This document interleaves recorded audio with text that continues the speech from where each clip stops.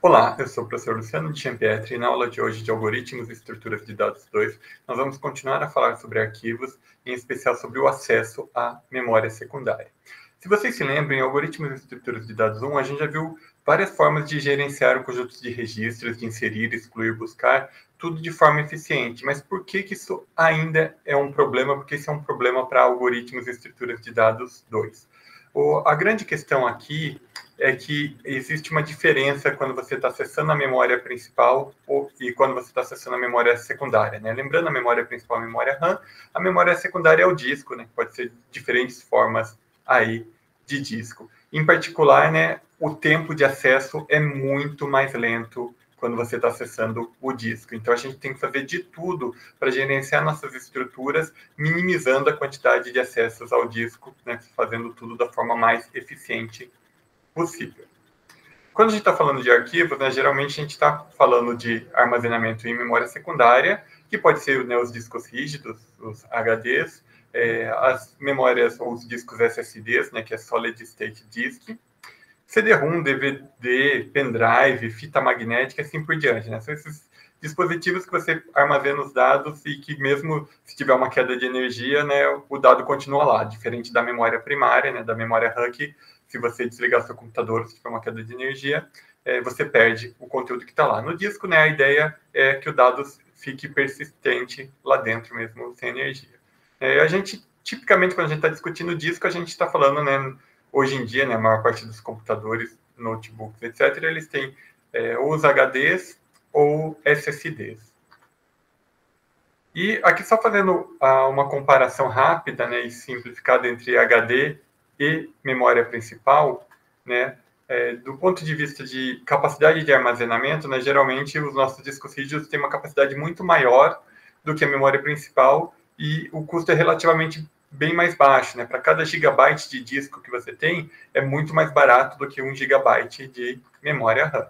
Por outro lado, né, a memória RAM, né, em termos de armazenamento, ela tem menos capacidade, né? Geralmente a gente tem discos, por exemplo, de terabytes, enquanto na memória RAM a gente tem alguns gigabytes, ou no máximo dezenas de gigabytes, e o custo por gigabyte da memória RAM é muito maior do que o custo por gigabyte de um disco.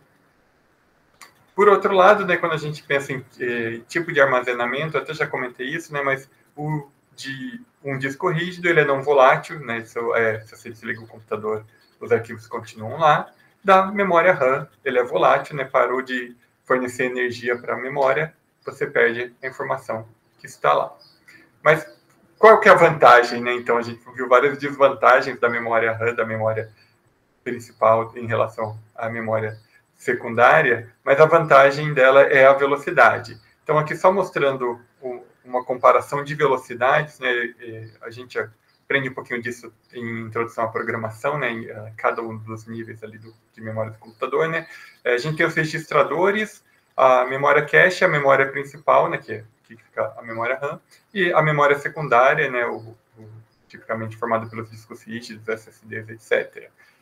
Em termos de velocidade típica, a velocidade, né, de leitura e acesso ali aos registradores é de 1 nanosegundo, né? Uma coisa muito rápida. A memória cache em torno de 2 nanosegundos e a memória principal em torno de 10 nanosegundos. Quando a gente vai para um disco rígido, geralmente a velocidade de acesso está ali em torno de 10 milissegundos, né? Note, aqui é de nanosegundos para milissegundos. Então, é uma ordem de grandeza bem diferente, né? A gente está falando aí de não 2, 3, 4, 5, 10 vezes mais, mas de milhares de vezes mais, né? Então, por isso que a gente vai ter que focar bastante parte do nosso curso para como minimizar o número de acessos e aproveitar o quanto mais cada acesso para que a gente possa ter processamentos eficientes aqui, sabendo que a gente gasta muito mais tempo fazendo isso, acessando o disco, do que a memória principal.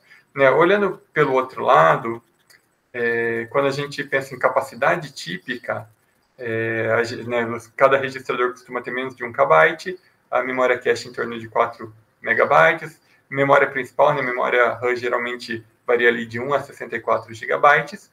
Por outro lado, a memória secundária é comum a gente ter mais de 1 TB, né, de disco de armazenamento. Então, a capacidade de armazenamento vai aumentando aqui, né, na coluna da direita. Por outro lado, aqui à esquerda, a gente vê que a velocidade vai diminuindo, né? E realmente são tecnologias feitas de formas diferentes, com custos diferentes, né? Não faria sentido, não seria possível a gente ter uma memória secundária, né, com tanta informação, numa velocidade tão rápida, né? A gente não tem tecnologia para isso, e como já foi comentado, a questão do custo também é super importante, né? Cada megabyte aqui, em cada um desses níveis, tem um custo diferente, sendo que o do disco rígido nessa figura é o mais barato, daí da memória principal já é bem mais cara e assim por diante. Né, muita gente fala muito de SSDs hoje, né, como uma alternativa, né, um disco alternativo para você realmente deixar o seu computador mais rápido. E é verdade, eles costumam ser em torno de 10 a 20 vezes mais rápidos do que um disco rígido normal. O grande ponto é que, mesmo sendo 10 a 20 vezes mais rápido, ainda é muito mais lento do que a memória principal. Então, de fato, você consegue deixar várias coisas mais rápidas. Tem muitas vezes, quando um computador está lento, existem duas sugestões meio padrão ali que as pessoas falam, que é colocar mais memória principal, e a outra é trocar o HD por um SSD, né? Faz sentido isso? Muitas vezes faz sentido, lógico, tem que ver exatamente por que o computador está lento, mas realmente os SSDs estão mais rápidos, só que mesmo assim, mesmo com SSD, isso é muito mais lento do que memória RAM. Então a gente justamente vai aprender a tentar fazer o acesso ao disco, independente de ser um HD ou um SSD, mais rápido, evitar acessos desnecessários ao longo do semestre, justamente para ter uma computação mais eficiente do que a gente estiver fazendo. Em termos de custo, né, hoje em dia os SSDs possuem um custo por byte de 2 a 4 vezes o de um HD, né? Então, essa relação aqui costuma ser uma relação interessante de custo-benefício. Ele é até mais caro, mas ele é bem mais rápido. Então, em termos de disco rígido ou SSD, né, em termos de memória secundária, os SSDs realmente são interessantes, mas, novamente, os SSDs são muito mais lentos ainda do que a memória principal, e tudo bem, são tecnologias diferentes com objetivos diferentes. Uma breve história aqui sobre os discos rígidos, né?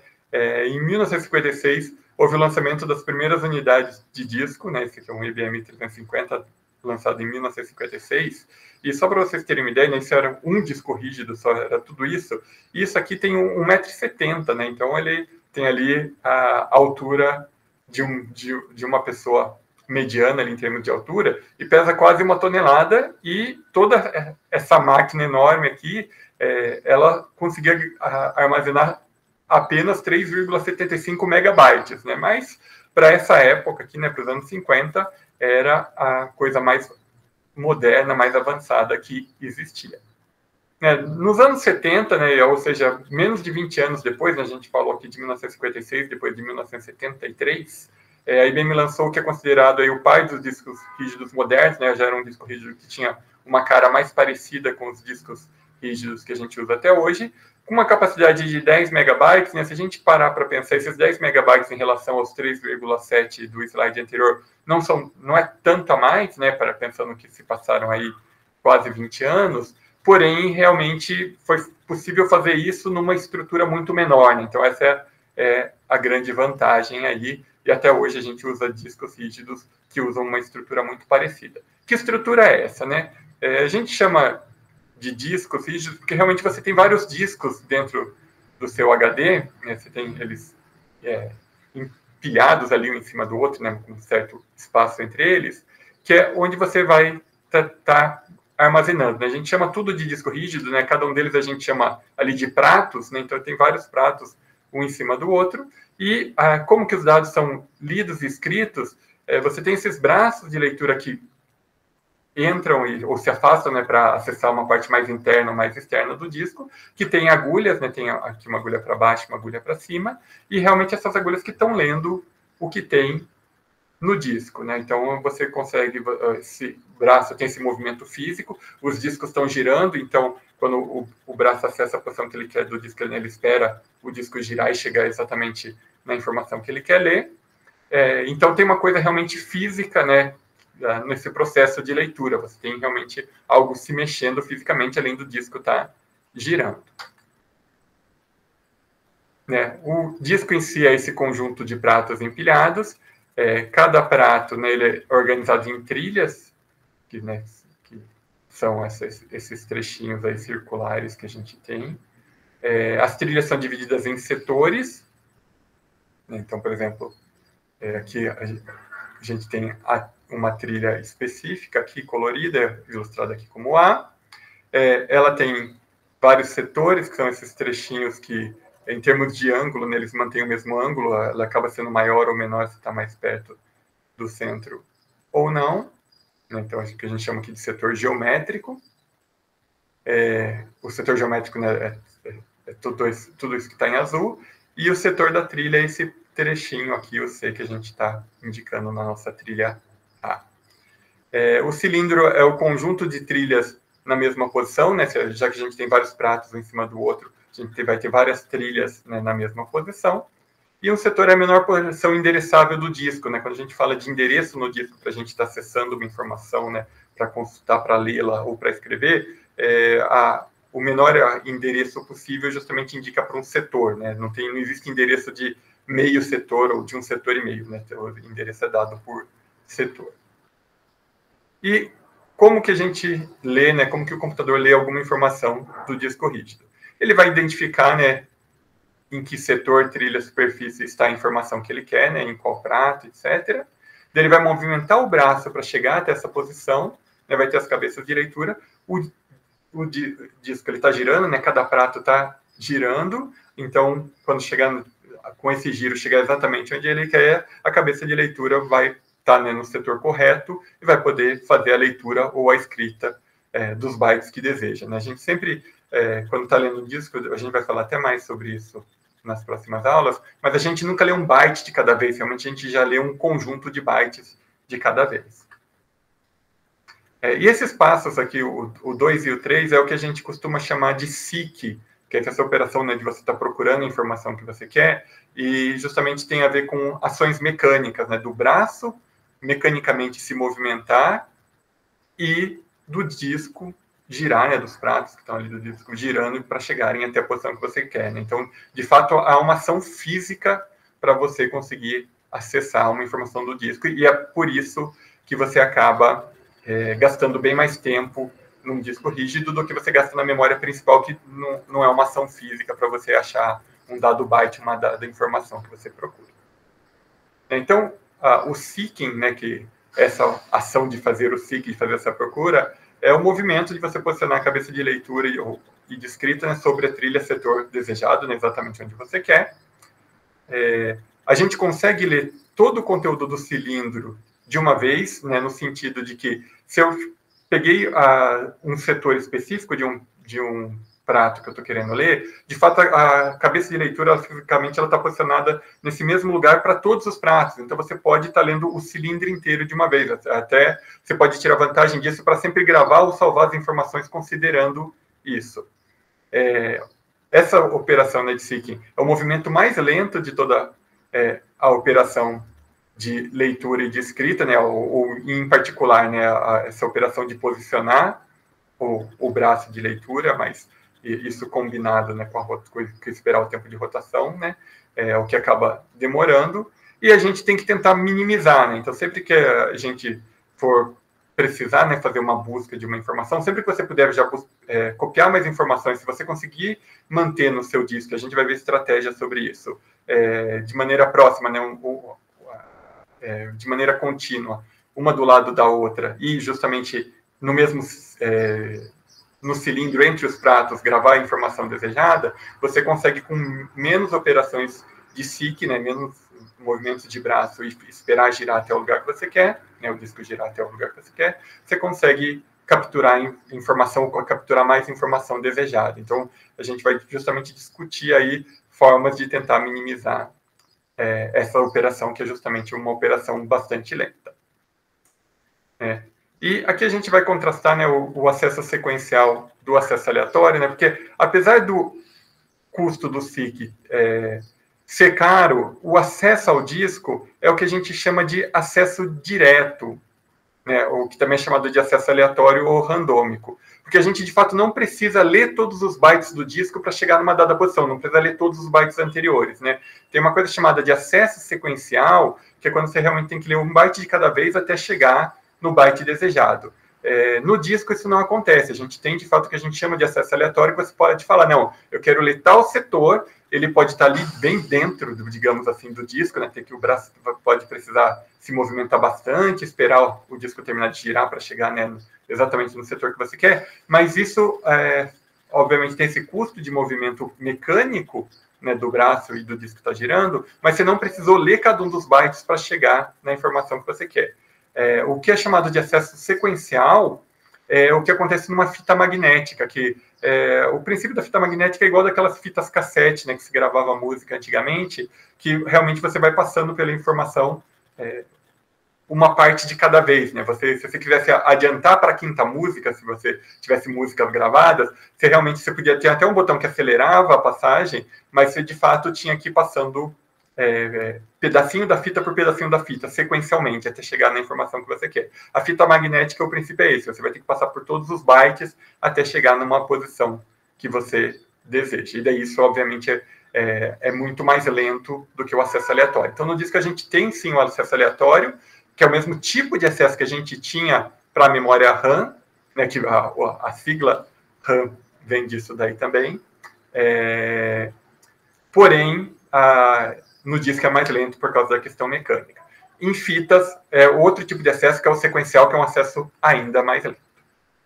Né? E como que funcionam nossos arquivos quando a gente está pensando no disco, né? Como que eles ficam dentro do disco? A gente pode ter arquivos que estão armazenados de forma contínua no disco, né? Então, eu começo num trecho aqui de uma dada trilha, começo num setor e continuo, né? Estou dentro da própria trilha. É possível, né, que existam arquivos que estão armazenados assim, mas a gente tem que lembrar que os arquivos são coisas dinâmicas, né? Então, o arquivo aumenta de tamanho, diminui de tamanho, etc. E, eventualmente, você vai poder ter arquivos que um único arquivo está dividido entre diferentes setores e entre diferentes trilhas.